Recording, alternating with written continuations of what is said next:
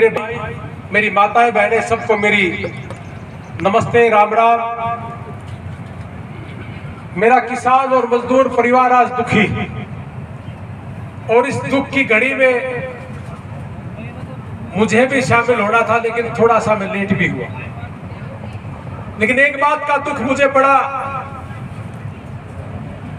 कि आज के युग में भी इतनी सरकारें आई, इतनी सरकारें गई, लेकिन झगड़ा पानी का है, पानी पीने के लिए। मैं काफी लंबे टाइम से देख रहा था हमारे बीच में जितनी भी सरकारें आज तक पड़ी, 20 साल से, 30 साल से, 40 साल से, उन सब के नुमाइंदे यहां आए। कांग्रेस पार्टी के भी आए, जो मुख्यमंत्री के चेहरे थे या मुख्यमंत्री बन चुके थे, या उनके बच्चे आए। भारतीय जनता पार्टी के लोग भी आए, अभी 10 साल से सरकार भी। इंडियन नेशनल लोकदल पार्टी के मुख्यमंत्री के चेहरे भी आए, और जेजेपी के लोग भी आए। हो सकता है कि आप मेरी इस बात से दुखी भी हो, लेकिन मैं खुले तौर से कह देना, शायद मेरी फितरत है, मैं झूठ और तूफान का आदमी नहीं हूं, इसलिए मैं जरूर एक बात कहना चाहूंगा कि आज तक 30-40 साल से जितने भी लोग यहाँ सरकार में आए, वो लोग भी यहाँ धरना स्थल पे आकर के कहते कि हमने आपका समर्थन कर दिया, जबकि शर्म आनी चाहिए उन लोगों को इस धरने पे आने के लिए। उनका जिगरा फट जाना चाहिए कि आप लोगों ने 10 साल राज किया है कांग्रेस में, आप लोगों ने इंडियन नेशनल लोकदल पार्टी का राज किया है। आप किसान कहलाना पसंद करते हो, लेकिन झगड़ा आज भी पानी का। मेरे किसान और मजदूर परिवार को पानी नहीं मिला, और आज उनको अनशन पे बैठना पड़ा, मेरे माँ बाप को अनशन पे बैठना पड़ा। 80 साल के बुजुर्ग को इस बात के लिए लड़ाई लड़नी पड़ी कि हमें, मेरे गांव को मेरे मरने के बाद भी पानी मिल जाए, इस बात के लिए अपनी जी जान की बाजी लगा दी। शर्म आनी चाहिए उन लोगों को जो इस धरना स्थल पे आकर के भाषणबाजी करके गए। जब वो किसी भी पार्टी का, मेरे को बड़ी पीड़ा थी कि ये लोग आकर के भाषण दे करके जा रहे हैं कि हमारी सरकार नहीं है। अरे आपकी सरकार पहले थी, क्या आपने देखा नहीं कभी कि गांव के अंदर पानी की किल्लत बहुत ज्यादा है? मैं 1 साल पहले एक बार सिसा में थी, एक बहन मुझे कहने लगी कि भाई मेरे बाग फूट गए कि मैं सिसा में ब्याई गई। मैंने कहा ऐसा क्यों कहा बहन? कहने लगी कि बच्चों का सुबह से शाम तक खुश रखना पड़ता है कि कहीं ये मेरे को पानी के लिए मना कर दे, मुझे मोटरसाइकिल से पानी लेके आना पड़ता है। अगर बच्चा नाराज हो गया तो मोटरसाइकिल लेके नहीं जाएगा। आज के युग में पानी की लड़ाई हर गांव के अंदर, और आज की लड़ाई ये तो रोड पे आ गई, और डीसी को, मंत्रियों को, चीफ मिनिस्टर को ये कहा जाता है कि हमें पानी दे दे। तो मुझे पीड़ा है, और इस बात की पीड़ा है कि आज से कई साल पहले हमने बुजुर्गों को तो ये सुना था कि पानी की दिक्कत थी, बिजली की दिक्कत थी, और आज कहते हैं कि भारत बहुत ज्यादा तरक्की कर गया, यहां स्कूलों की व्यवस्था अच्छी नहीं है, खाड़े के लाले पड़ गए। आप देख पा रहे हैं कि जिस गांव के, जिस परिवार में, जिस स्टेट में अगर शिक्षा अच्छी ना हो, खाने पीने के लिए अच्छी व्यवस्था ना हो, तो कौन से भारत की बात करेंगे? कैसे किसान तरक्की करेगा? ये तो हर रोज कहते हैं कि किसान की डबल इनकम होनी चाहिए, किसान डबल इनकम करेगा तो अच्छा रहेगा, लेकिन रास्ता क्या है? इस रास्ते के ऊपर जाओगे कैसे? इस रास्ते के ऊपर चलना कैसे चाहिए? इसके ऊपर कौन बात करे? हम सब एक ही लाइन के ऊपर लगे हुए हैं कि अब की बार कांग्रेस नहीं आई तो बीजेपी आ गई, अब की बार बीजेपी को हराना तो कांग्रेस पार्टी लेके आनी है, अब इन दोनों से छक चुके तो हमने इंडियन नेशनल लोकदल को या जेजेपी को लेके आना, अब की बार ये काम करेगा क्योंकि ये देवीलाल जैसा है, अब की बार ये आदमी अच्छा काम करेगा क्योंकि ये दीनबंधु सर छोटू राम जैसा।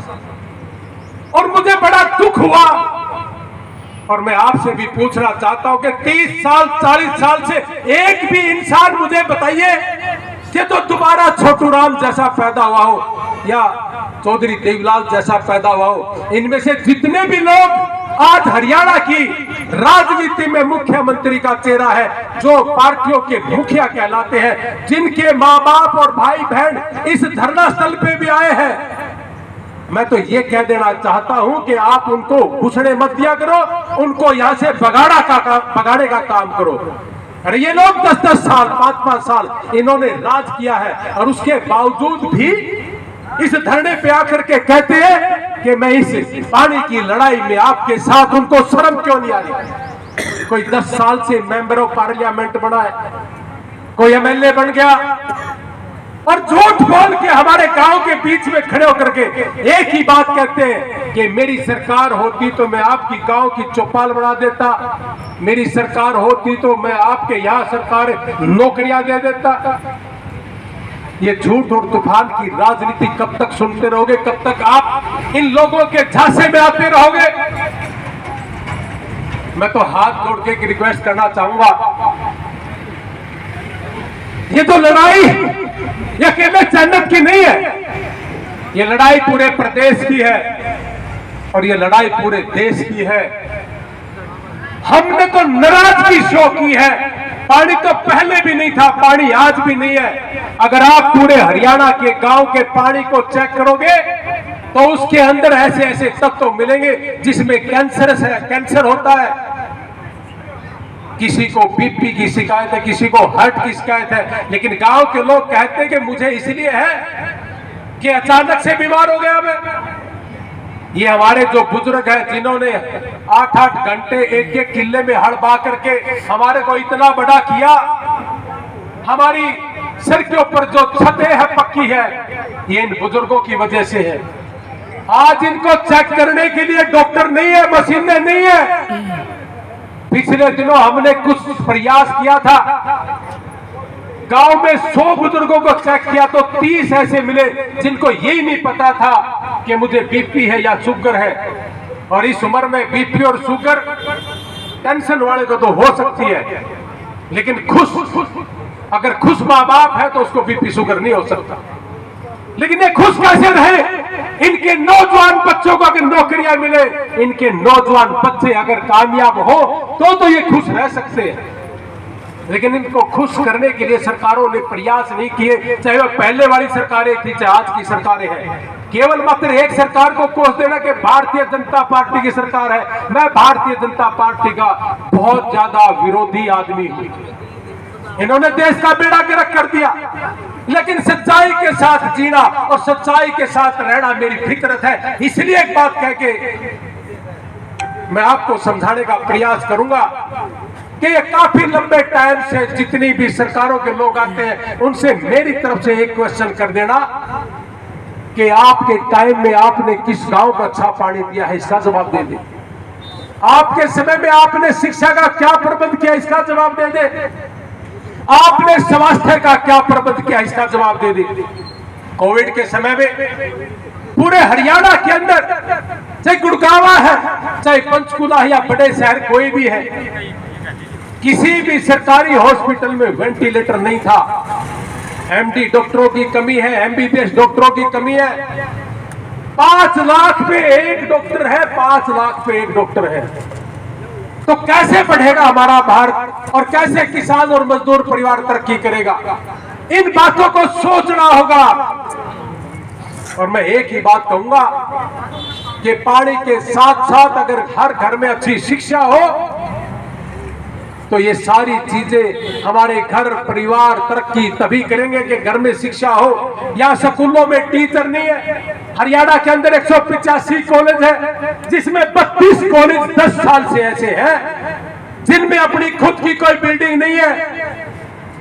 11,500 कर्मचारी चाहिए पक्के, लेकिन पक्के कर्मचारी केवल मात्र 5500 है।